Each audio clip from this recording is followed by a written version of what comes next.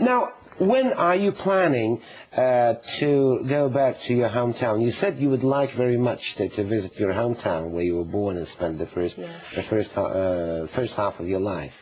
Not this time.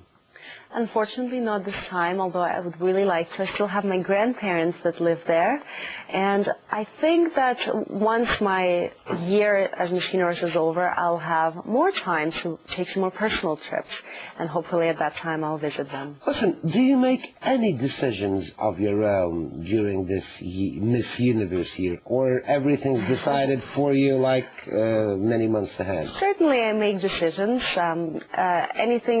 What can you do besides the program?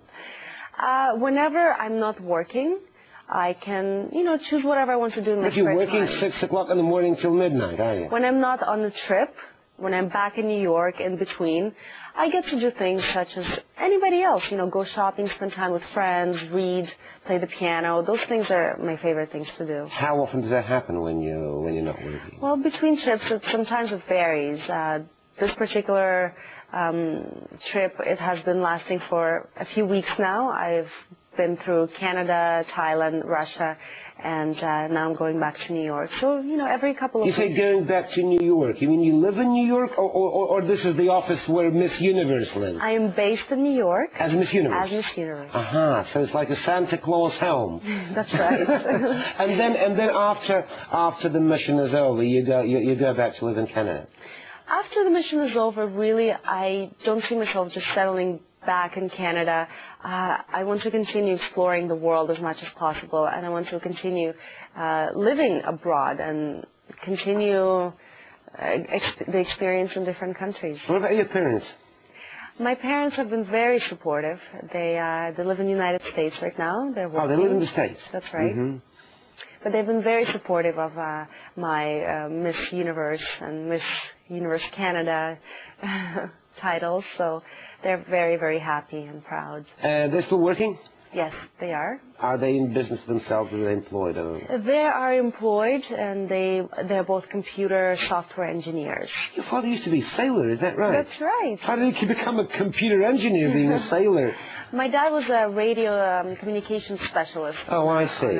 I see. So he's a technical specialist even when he was in the ship, yeah. So upon coming to Canada, he went back to school and studied computers. Same as my mom. She was a high school teacher in Russian and literature.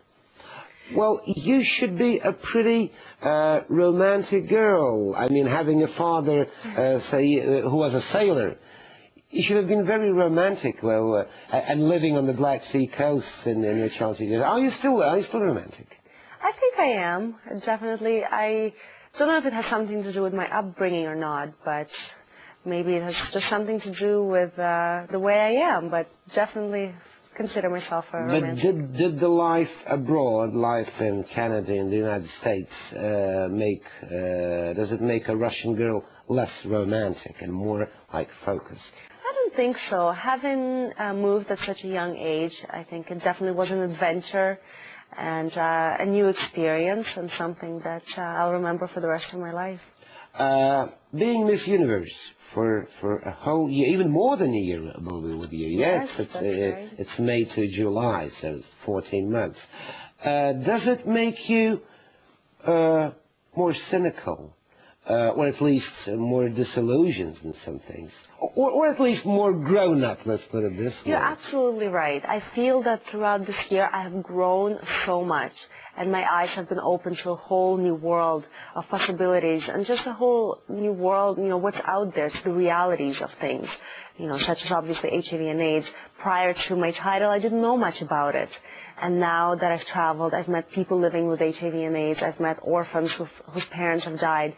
I really feel that I understand the world so much better and understand people, and I feel more compassionate as well. Any illusion about lost during this year?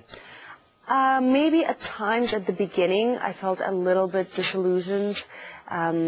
Obviously, it was a big shock for me to see the epidemic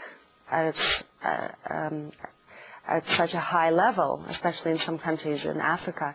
But I think I'm the kind of person who always tries to look at the positive things in life, and that is how I decided to look at everything. So although, yes, there are very many bad things in the world, I always look at the positive, the things that are being done to help those people and the programs available.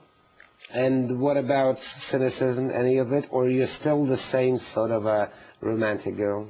I think I've remained the same. Honestly, my personality hasn't changed, at least I like to think so. I still feel the same old Natalie I've always been. Okay, Natalie, you sure wanted to meet someone. I mean, a king, a movie star, a football player, whoever. Now that you're Miss Universe, you can meet, well, almost whoever you can. Is there somebody you still haven't met and you still want to meet very much?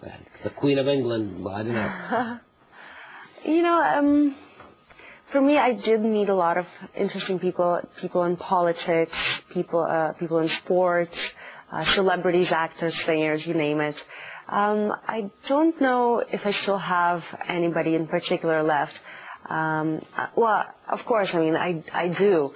I don't know if that's going to happen, but, somebody like the Dalai Lama, I would love to meet. He's a very spiritual person. Thank you very much, and just a reminder that our guest today was Natalie Glebova, Miss Universe 2005. Thank you for being with us, and that's it for today from all of us at Spotlight. We'll be back tomorrow with more first-hand comments on what's going on in and outside Russia. Until then, stay in Russia today and take care.